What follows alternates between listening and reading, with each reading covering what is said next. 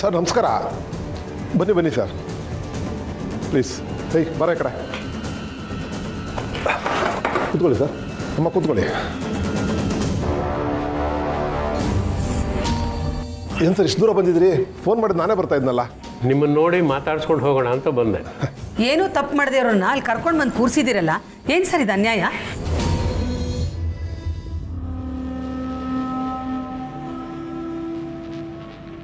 ಓ, ನೀವು ಅವ್ರ ಬಗ್ಗೆ ಮಾತಾಡ್ತಾ ಇದ್ದೀರಾ?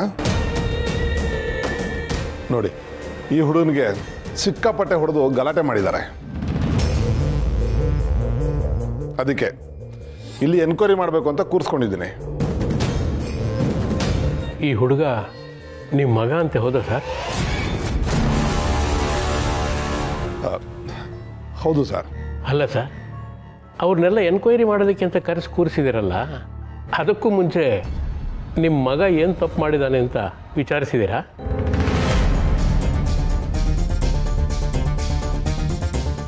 ರಿತು, ಸತ್ಯ, ಬನ್ರಮ್ಮ ಇಲ್ಲಿ.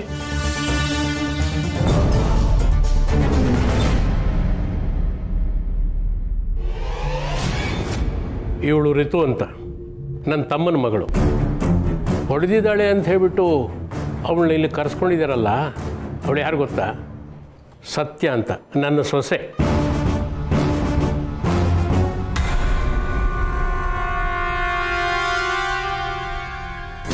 ನಮ್ಗಿಲ್ವಾ ಸೆಲ್ಫಿ? ಇಂಥ ಲೋಫರ್ಸ್ಗೆಲ್ಲ ಪಬ್ಲಿಕ್ಗೆ ತೊಂದರೆ ಕೊಡೋದು ಅಭ್ಯಾಸ ಆಗಿರುತ್ತೆ. ಮರ್ಯಾದೆಯಿಂದ ಫೋನ್ ಕೊಟ್ರೆ ಸರಿ. ರಾಖಿ,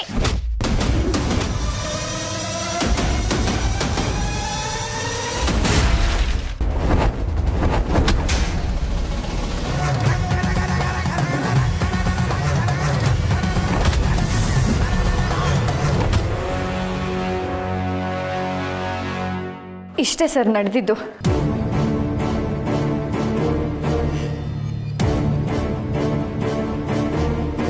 ನಿಮ್ಮ ಹುಡುಗ ಕೆಲವು ಹುಡುಗರ ಗ್ಯಾಂಗ್ ಕಟ್ಕೊಂಡು ನಮ್ಮ ಹುಡುಗಿನ ರೇಗಿಸಿದ್ದಾನೆ.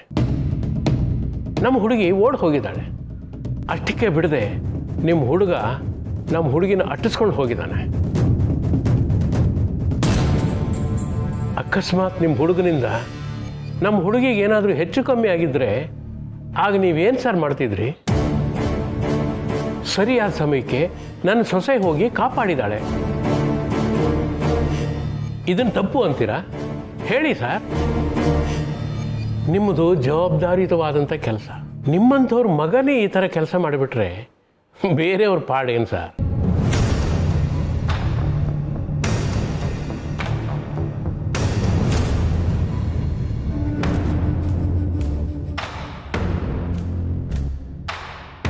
ವಿವೇಕ್, ಇವ್ರು ಹೇಳ್ತಾ ಇರೋದು ನಿಜಾನಾ?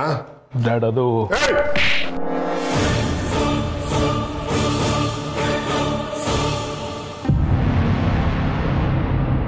ಹುಡುಗಿರ್ನ ರೇಗಿಸಿದ್ದು ಅಲ್ಲದೆ ಹುಡುಗರು ಗ್ಯಾರ್ ಕಟ್ಕೊಂಡು ಅಟ್ಟಿಸ್ಕೊಂಡು ಹೋಗಿದ್ಯಾ? ಹೆಣ್ಣು ಮಕ್ಕಳ ಮೇಲೆ ಕೈ ಮಾಡ್ತೀಯನೋ? ಮಾತಾಡ್ಬೇಡ. ಉಸಿರೆತ್ತಿದ್ರೆ ಇಲ್ಲೇ ಹೂತಾಕ್ಬಿಡ್ತೀನಿ. ನಿಮ್ಮಪ್ಪ ಪೊಲೀಸ್ ಅಧಿಕಾರಿ ಅನ್ನೋದಕ್ಕೆ ಇಷ್ಟೊಂದು ದರ್ಪಣ ನಿನಗೆ? ನಿನ್ನಿಂದ ನಾನ್ ತಲೆ ತಗ್ಗಿಸ್ತಾ ಇದ್ದೀನಿ. ಸುಬ್ಬಣ್ಣ, ಇವನ್ ಜೊತೆ ಆ 4 ಜನನು ಒದ್ದೊಳಗೆ ಹಾಕ್ರಿ. 2 ದಿನ ಒಳಗಿದ್ರೆ ಬುದ್ಧಿ ಬರುತ್ತೆ ಇವ್ರಿಗೆಲ್ಲ. ನಡಿಯೋ ನಡಿಯೋ.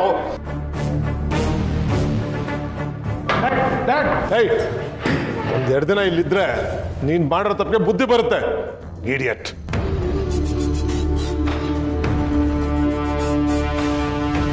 ಸಾರಿ ಸರ್, ನನ್ನ ಮಗ ಇಂಥ ತಪ್ಪು ಮಾಡಿದಾನಂತ ಗೊತ್ತಾಗದೆ ದುಡುಕ್ಬಿಟ್ಟೆ ಅನಿಸುತ್ತೆ. ಸರಿಯಾಗಿ ವಿಷಯ ತಿಳ್ಕೊಳ್ದೆ ನಿಮ್ಮವ್ರನ್ನ ಸ್ಟೇಷನ್ ಕರೆಸಬಾರ್ದಾಗಿತ್ತು. I am sorry sir. ಅದಕ್ಕೆ ಅಲ್ವಾ ಸರ್ ಹಿರಿಯರು ಹೇಳಿದ್ದು, ಪ್ರತ್ಯಕ್ಷವಾಗಿ ಕಂಡ್ರು ಪ್ರಮಾಣಿಸಿ ನೋಡಬೇಕು ಅಂತ. ತಪ್ಪು ಯಾರ್ದು ಅಂತ ಗೊತ್ತಾಯ್ತಲ್ಲ ಸರ್, ಹೋಗ್ಲಿ ಬಿಡಿ. I sincerely apologise. ವಿಷಯ ಗೊತ್ತಿಲ್ಲದೆ ನಾನು ಸ್ವಲ್ಪ ರೂಡಾಗಿ ರಿಯಾಕ್ಟ್ ಮಾಡ್ಬಿಟ್ಟೆ ಅನಿಸುತ್ತೆ. ಸರ್, ಪರವಾಗಿಲ್ಲ ಸರ್. ಆದರೆ ಒಂದು ಮಾತು, ನಿಮ್ಮ ಮಗನಿಗೆ ಸರಿಯಾಗಿ ಬುದ್ಧಿ ಹೇಳಿ. ಯಾರೇ ಆಗಲಿ ಹೆಣ್ಮಕ್ಳ ವಿಚಾರದಲ್ಲಿ ಹೀಗೆಲ್ಲ ನಡ್ಕೋಬಾರ್ದು. ಆಯಿತು, ಅದನ್ನು ನಾವು ನೋಡ್ಕೋತೀವಿ. ಆದರೆ ಪಬ್ಲಿಕ್ಕಲ್ಲಿ ಹೊಡೆಯೋ ಅಧಿಕಾರ ನಿಮ್ಗೆ ಯಾರು ಕೊಟ್ಟರು?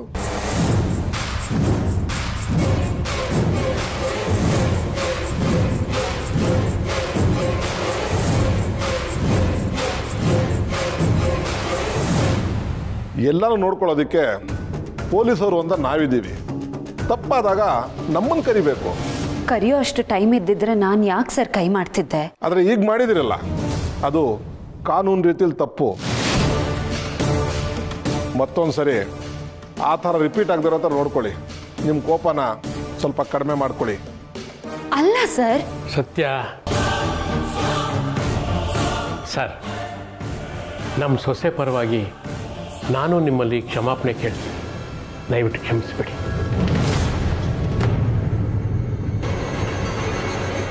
Okay sir.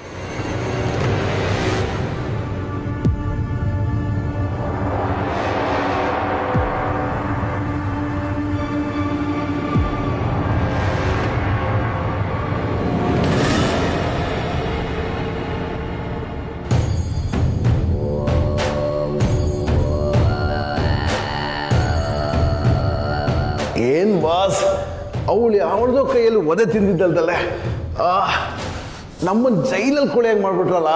ಏನು ಬಾಸ್, ನಮ್ಮ ಅಪ್ಪ ಹಂಗೆ ಮಾಡ್ತಾರೆ ಹಿಂಗೆ ಮಾಡ್ತಾರೆ ಅಂತ ಹೇಳ್ತೀರಿ, ಈಗ ನೋಡ್ರಿ ನಿಮಗೆ ಹೊಡೆದ್ಬಿಟ್ರು.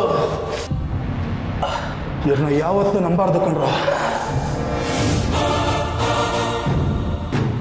ಒಟ್ಟಿನಲ್ಲಿ ಯಾಕೋ ನಮ್ಮ ಟೈಮೇ ಸರಿ ಇಲ್ಲ. ನಮ್ಮನ್ನೆಲ್ಲ ಈ ಸ್ಥಿತಿ ತಂದಲ್ಲ. ಏನು ಅವಳ ಹೆಸರು? ಸತ್ಯ.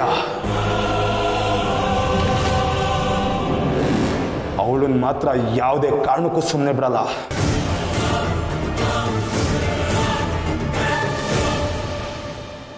ಏನ್ ದೊಡ್ಡಮ್ಮ ನೀವು ಲೇಡಿ ಸಿಂಗಮ್ ತರ ಎಂಟ್ರಿ ಕೊಟ್ಟು ಪೊಲೀಸ್ ಅವ್ರಿಗೆ ಹಾಗೆ ಮಾತಾಡ್ಬಿಟ್ರಲ್ಲ.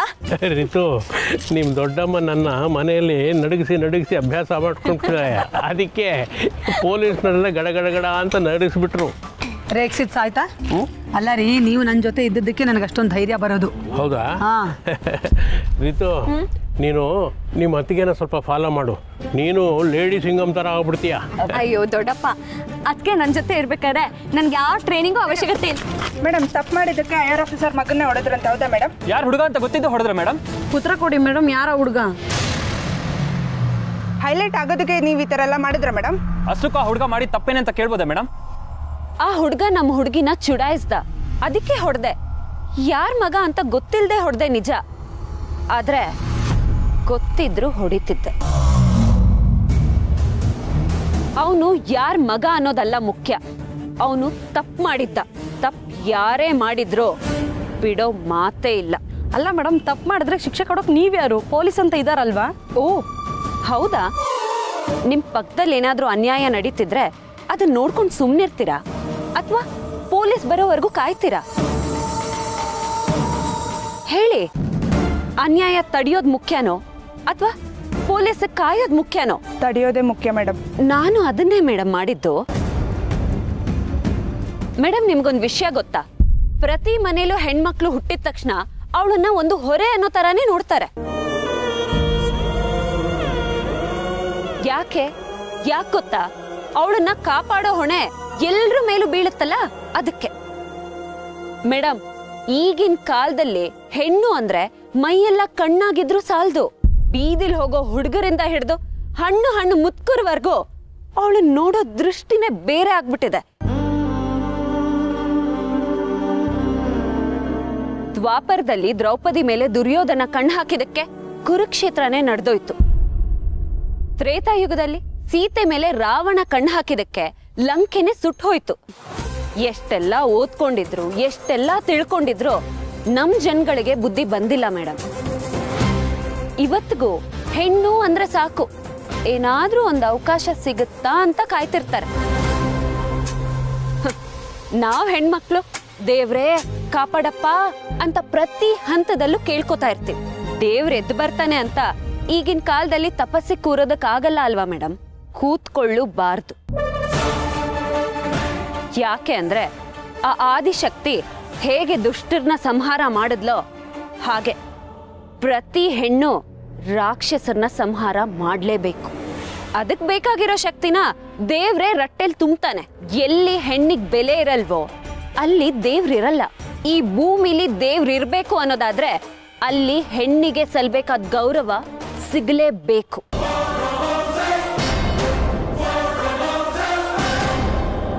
ಅದಕ್ಕೋಸ್ಕರ ನಾವು ನೀವು ಪಣ ತೊಡ್ಲೇಬೇಕು. ನಾವೇ ಎಲ್ಲ ಮಾಡೋದಾದ್ರೆ ಕಾನೂನು ವ್ಯವಸ್ಥೆ ಇರೋದು ಯಾಕೆ ಮೇಡಮ್? ನೀವು ಜನಗಳಿಗೆ ಕಾನೂನನ್ನ ಕೈಗೆ ತಗೋಬೇಕು ಅನ್ನೋ ಸಂದೇಶ ಕೊಡ್ತಿದ್ದೀರಾ? ಚೇಚೆ, ಖಂಡಿತವಾಗ್ಲೂ ಇಲ್ಲ. ಕಾನೂನು ಇರೋದೇ ನಮ್ಮನ್ನು ಕಾಪಾಡೋದಕ್ಕೆ. ಹಾಗಂತ ಎಲ್ಲಾನು ಬರೀ ಕಾನೂನಲ್ಲೇ ಆಗುತ್ತೆ ಅನ್ನೋ ತಪ್ಪಲ್ವಾ? ಹುಟ್ಟಿಸಿದ ದೇವ್ರು ಹುಲ್ ಮೇಯಿಸಲ್ವಾ ಅನ್ನೋ ಗಾದೆನ್ ಕೇಳ್ಕೊಂಡು ರೈತ ಬಿತ್ತನೆ ಮಾಡದೆ ಹೋದ್ರೆ ಯಾರ ಹೊಟ್ಟೆನೂ ತುಂಬಲ್ಲ ಮೇಡಮ್. ಹಾಗೆ ಇದೂನು ಎಲ್ಲಾನು ಪೊಲೀಸರ ಕೈಗೊಪ್ಸಿ ಕಣ್ಣು ಮುಚ್ಕೊಂಡು ಕೂರೋದಕ್ಕಾಗಲ್ಲ. ನಾವು ಈ ದೇಶದ ನಾಗರಿಕರು, ನಮಗೂ ಛಲ ಇರಬೇಕು. ಈ ದೇಶದ ಹೆಣ್ಮಕ್ಳ ರಕ್ಷಣೆ ನಮ್ ಹಕ್ಕಾಗ್ಬೇಕು. ಆಗ್ಲೇ ಇಂಥ ಬೀದಿ ಕಾಮಂಡ್ರಿಗೆ ಬುದ್ಧಿ ಬರೋದು. ಇಷ್ಟೆಲ್ಲ ತಿಳ್ಕೊಂಡಿರೋ ನೀವು ಯಾಕೆ ಮನೆಯಲ್ಲಿ ಸಾಧಾರಣ ಗೃಹಿಣಿಯಾಗಿದ್ದೀರಾ? ಯಾಕೆ ಪೊಲೀಸ್ ಡಿಪಾರ್ಟ್ಮೆಂಟ್ಗೆ ಸೇರಿ ಸಮಾಜ ಸೇವೆ ಮಾಡಬಾರ್ದು? ನಿಮ್ಮಂಥವ್ರು ಡಿಪಾರ್ಟ್ಮೆಂಟ್ಗೆ ಬಂದರೆ ಎಲ್ರಿಗೂ ಒಂದು ಭಯ ಇರುತ್ತೆ ಮೇಡಮ್.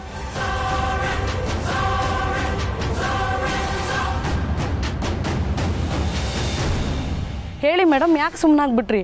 ನೀವು ಪೊಲೀಸ್ ಆದ್ರೆ ಚೆನ್ನಾಗಿರುತ್ತೆ.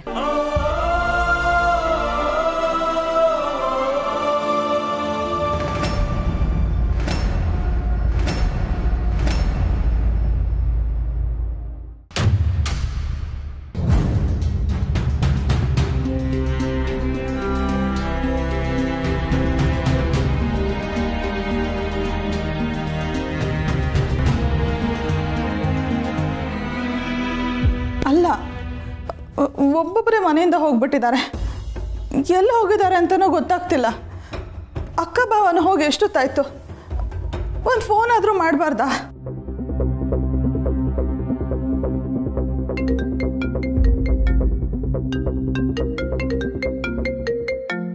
ಮಂಚ. ಹಲೋ, ಹೇಳು ಮಂಜ. ಚಿಕ್ಕೆ, ಎಲ್ಲಿದ್ದೀರಾ? ಮನೇಲಿ ಇರ್ತೀನಿ. ಇನ್ನೆಲ್ಲಿ ಇರ್ತೀನಿ ನಾನು? ಮನೇಲಿ ಯಾರೂ ಇಲ್ಲ. ಎಲ್ಲ ಹೋಗಿದ್ದಾರೆ ಅಂತಲೂ ಗೊತ್ತಿಲ್ಲ. ಅದೇ ಟೆನ್ಷನ್ಲಿದ್ದೀನಿ ನಾನು.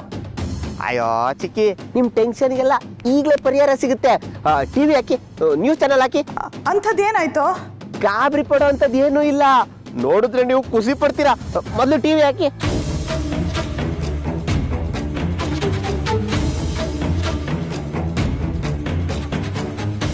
ಅಷ್ಟಕ್ಕೂ ಹುಡುಗ ಮಾಡಿ ತಪ್ಪೇನೆ ಅಂತ ಕೇಳ್ಬೋದಾ ಮೇಡಮ್? ಆ ಹುಡುಗ ನಮ್ಮ ಹುಡುಗಿನ ಚುಡಾಯಿಸ್ದ, ಅದಕ್ಕೆ ಹೊಡೆದೆ. ಯಾರ್ ಮಗ ಅಂತ ಗೊತ್ತಿಲ್ಲದೆ ಹೊಡೆದೆ ನಿಜ. ಅವನು ಯಾರ್ ಮಗ ಅನ್ನೋದಲ್ಲ ಮುಖ್ಯ, ಅವನು ತಪ್ಪು ಮಾಡಿದ್ದ. ತಪ್ಪು ಯಾರೇ ಮಾಡಿದ್ರೋ ಬಿಡೋ ಮಾತೇ ಇಲ್ಲ. ಅಲ್ಲ ಮೇಡಮ್, ತಪ್ಪು ಮಾಡಿದ್ರೆ ಶಿಕ್ಷೆ ಕೊಡೋಕ್ ನೀವ್ಯಾರು? ಪೊಲೀಸ್ ಅಂತ ಇದಾರಲ್ವಾ? ಓ ಹೌದಾ? ನಿಮ್ ಪಕ್ಕದಲ್ಲಿ ಏನಾದ್ರೂ ಅನ್ಯಾಯ ನಡೀತಿದ್ರೆ ಅದನ್ನ ನೋಡ್ಕೊಂಡು ಸುಮ್ಮನಿರ್ತೀರಾ ಅಥವಾ ಪೊಲೀಸ್ ಬರೋವರೆಗೂ ಕಾಯ್ತೀರಾ? ಓ ವಾನರ ಸೈನ್ಯ. ಸತ್ಯ, ಏನ್ ಮಾತಾಡ್ದೆ ಸತ್ಯ ನೀನು? ಟಿವಿ ನೋಡಿದಿತ್ತಾನೆ, ಅದನ್ನ ನೋಡಿ ನಿನ್ನ ನೋಡ್ಲೇಬೇಕು ಅಂತ ಇಲ್ಲಿ ಓಡಿ ಬಂದ್ಬಿಟ್ವಿ. ಸತ್ಯ, ನಿಂದು ಒಂದೊಂದ್ ಮಾತು ಕೇಳ್ತಾ ಇದ್ರೆ ಟಪಾಂಗುಚ್ಚಿಂದ ಒಂದ್ 2 ಸ್ಟೆಪ್ ಹಾಕ್ಬಿಡೋಣ ಅಂತ ಅನಿಸ್ತಾ ಇತ್ತು. ನೀನ್ ಇವಾಗ್ಲೂ ಹೂವನ್ನು ಏನ್ರ ನಾವಿಲ್ಲ ಒಂದ್ 2 ಸ್ಟೆಪ್ ಹಾಕ್ಬಿಡ್ತೀವಿ. ಏಯ್ ಸುಮ್ನಿರ್ರೋ. ಮಂಜ, ಎಲ್ಲಿ ರಾಯರು ಮತ್ತೆ ಸೀತಮ್ಮ ಕಾಣಿಸ್ತಾನೆ ಇಲ್ಲ? ಅವ್ರು ಅವಾಗ್ಲೇ ಹೋದ್ರು ಅಕ್ಕಬಾಂಡ್. ಅಕ್ಕಬಾಂಡ್, ನೀವ್ಯಾಕೆ ಬೇಜಾರು ಮಾಡ್ಕೋತೀರಾ? ಅವ್ರಾಗ ಅವರೇ ಹೋಗ್ತೀನಿ ಅಂತ ಹೇಳಲಿಲ್ಲ. ನಿಮ್ಮ ಯಜಮಾನ್ರೆ ಹೋಗಿ ಹೋಗಿ ಅಂತ ಬಲವಂತ ಮಾಡಿದ್ದು. ಅಯ್ಯೋ, ಏನಾಗಿದೆ ಅವನ್ಗೆ? ಇಷ್ಟು ಹೊತ್ತಲ್ಲಿ ಅವ್ರಿಬ್ರನ್ನ ಯಾಕೆ ಕಳಿಸ್ದ? ನಾವೆಲ್ಲರೂ ಒಟ್ಟಿಗೆ ಹೋಗ್ಬೋದಿತ್ತಲ್ವಾ? ಅವನಿಗೆ ಬುದ್ಧಿ ಇದೆಯಾ? ಖಂಡಿತ ಇಲ್ಲ.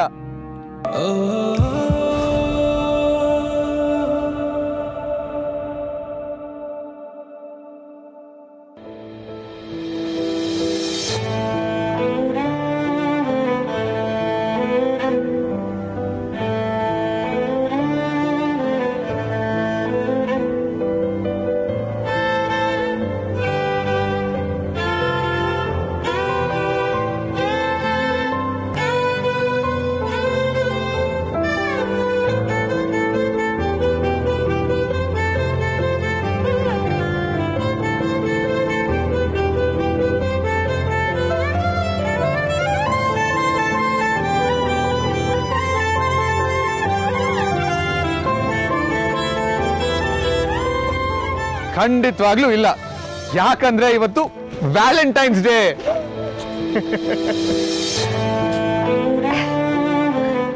ಅಮೂಲ್ ಬೇಬಿ ನೋಡಿದ್ರ ಅದಕ್ಕೆ ನೀವಿಬ್ರೇ ಟೈಮ್ ಸ್ಪೆಂಡ್ ಮಾಡ್ಬೇಕು ಅಂತ ಅನ್ಕೊಂಡಿದ್ನೇನು. ಓಯ್ ಏನೋ ನಾವೆಲ್ಲರೂ ಇಲ್ಲಿ ಇರ್ಬೋದಾ ಅಥವಾ ಇಲ್ಲಿಂದ ಜೂಟ್ ಆಗ್ಬೇಕಾ? ರಿತು, ನೀನು ನಿಮ್ಮ ಅಣ್ಣನ ಜೊತೆ ಸೇರ್ಕೊಂಡು ಅವನ್ ಹಾಗೆ ಆಡ್ಬೇಡ. ನಮ್ ಜೊತೆ ನೀವೆಲ್ಲರೂ ಇರ್ಬೇಕು. ಕೇಕ್ ಕಟಿಂಗ್ ಆಗದೆ ಹೋಗೋ ಮಗ ನಾನಲ್ಲ, ಆಕಾಶ ತಲೆ ಮೇಲೆ ಬೀಳ್ಲಿ. ಬಾವಾ, ಕಾರಲ್ಲಿ ಕೇಕ್ ಇದೆ, ಇನ್ನು ಯಾಕೆ ಸುಮ್ಮನೆ ನಿಂತಿದ್ದೀರಾ? ಕಟ್ ಮಾಡಿ ವಿಶ್ ಮಾಡಿ. ಅಷ್ಟೇ ತಾನೆ, ಸೆಲಿಬ್ರೇಷನ್ ಶುರು ಮಾಡೋಣ ಬಿಡು. ಏನಿದು ಅಮೂಲ್ ಬೇಬಿ? ಸತ್ಯ, ನಾನೇನೋ ರೊಮ್ಯಾಂಟಿಕ್ ಆಗಿ ಡಿನ್ನರ್ ಡೇಟ್ ಪ್ಲಾನ್ ಮಾಡ್ಕೊಂಡಿದ್ದೆ. ಆದ್ರೆ ನೀವೇ ಇಲ್ಲಿ ತಗ್ಲಾಕೊಂಡಿದ್ರಲ್ಲ, ಅದಕ್ಕೆ ನನ್ನ ಪ್ಲಾನ್ನ ನಾನು ಇಲ್ಲೇ ಶಿಫ್ಟ್ ಮಾಡ್ಕೊಂಡೆ. ಹೆಂಗೆ ನಾವು? ಪಾಪೈತಾ ಸೂಪರ್ ಕಣ ನೀನು. Thank you thank you thank you.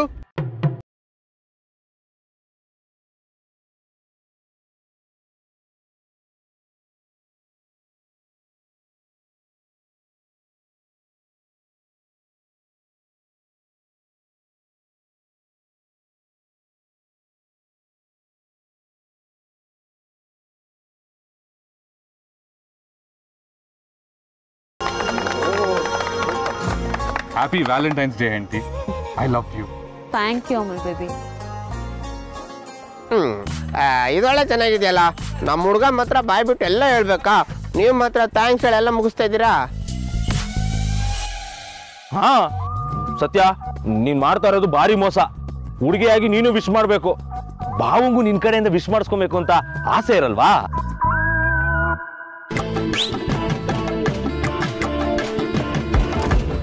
Happy valentine's day Amul baby. Love you to.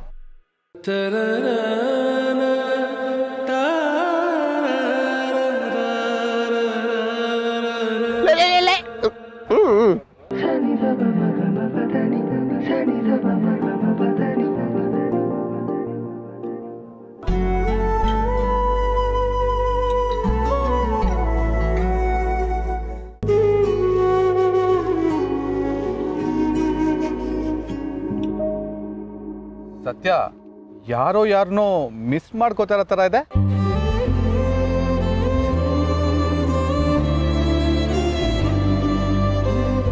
ಹಾಗೇನು ಇಲ್ಲ ಬಾವಾ. ನಮ್ ರಾಖಿ ಮಾಡಿದ್ದು ತಪ್ಪೇ ಬಾವಾ. ಅಲ್ಲ, ಇಷ್ಟೊತ್ತು ಇವಳು ಜೊತೆನೆ ಇದ್ದು ಇವಾಗ ಇವಳು ಕೈ ಕೊಟ್ಟು ಹೋಗ್ಬಿಟ್ನಲ್ಲ, ತಪ್ಪು ಬಾವಾ, ತಪ್ಪು ತಪ್ಪು ತಪ್ಪು ತಪ್ಪು. ಮತ್ತೆ ಅಕ್ಕಂಗೂ ಈ ತರ ಎಲ್ಲ ಸೆಲೆಬ್ರೇಟ್ ಮಾಡ್ಬೇಕು ಅಂತ ಆಸೆ ಇರಲ್ವಾ? ಏನ್ ಹುಡ್ಗನ ಏನೋ ಒಂದು ಗೊತ್ತಾಗಲ್ಲ ಅಲ್ವಾ ಅಕ್ಕ? ಓಯ್ ಏನು ನನ್ನ ಹುಡ್ಗಂಗೆ ಬೈತಿರೋದು? ಅವನು ನನಗೆ ಹೇಳೇನೆ ಹೋಗಿರೋದು. ಪಾಪ ಇವತ್ತು ನನ್ನಿಂದ ಅವನು ಇಡೀ ದಿನ ವೇಸ್ಟ್ ಆಗಿದೆ. ಪರವಾಗಿಲ್ವೇ, ನನ್ನ ತಂಗಿ ಇಷ್ಟು ಸಪೋರ್ಟಿವ್ ಗರ್ಲ್ ಫ್ರೆಂಡಾ? ಮತ್ತೆ ಸುಮ್ನೆನಾ? ಅದಕ್ಕೆ ಅವನಿಗೆ ಹೋಗಕ್ ಬಿಟ್ಟಿದ್ದು. ರಿತು, ನಿಂತರ ಹುಡ್ಗಿನ್ ಪಡೆಯೋದಕ್ಕೆ ನಮ್ ರಾಖಿ ಪುಣ್ಯ ಮಾಡಿದಾನೆ. ಈಗ ಅವನು ಇಲ್ಲಿದ್ದಿದ್ರೆ ಚೆನ್ನಾಗಿರ್ತಿತ್ತು. ಅದ್ಕೆ ಇದೆಲ್ಲ ಊಫಿ. ಆದ್ರೆ ಮದ್ವೆ ಆದ್ಮೇಲೆ ಇದಕ್ಕೆಲ್ಲ ಪರ್ಮಿಷನ್ ಕೊಡಲ್ಲ ನಾನು. ಅಣ್ಣ ಹೇಗ್ ಯಾವಾಗ್ಲೂ ನಿಮ್ಗೆ ಅಂಟ್ಕೊಂಡಿರ್ತಾನೋ ಅವನು ಅಷ್ಟೇ ನನಗೆ ಯಾವಾಗ್ಲೂ ಅಂಟ್ಕೊಂಡೇ ಇರ್ಬೇಕು. ಲಾ ಬಾಬಾಯ್ದ ಮಾತೆತ್ರ ಸಾಕು ಕವಿ ಕವಿ ಅಂತಿರ್ತ್ಯ. ಇವತ್ತು ಸ್ಪೆಷಲ್ ಡೇ. ಕವಿತೆ ಗಿವಿತೆ ಇಲ್ವೇನಾ? ಲೋ ಬಾಮಿ, ನಾನೇನು ಯೋಚನೆ ಮಾಡಿಲ್ಲ ಕಣ. ಹ್ಞೂ, ಇದು ಮೋಸ ಬಾವ. ಕವನ ಬೇಕೇ ಬೇಕು. ಸತ್ಯ, ನೀನು ಹೇಳು.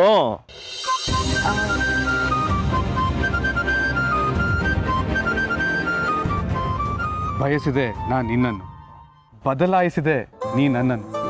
ನೀನ್ ಹೇಳಿದೆ ಗುಟ್ಟೊಂದನು, ನಾನಾದೆ ನಿನ್ನವನು, ನೀನಾದೆ ನನ್ನವಳು. ಮಾಡ್ಕೊಬಿಟ್ಟೆ ಕಣ, ಮಾಡ್ಕೊಬಿಟ್ಟೆ. Thank you Amul baby.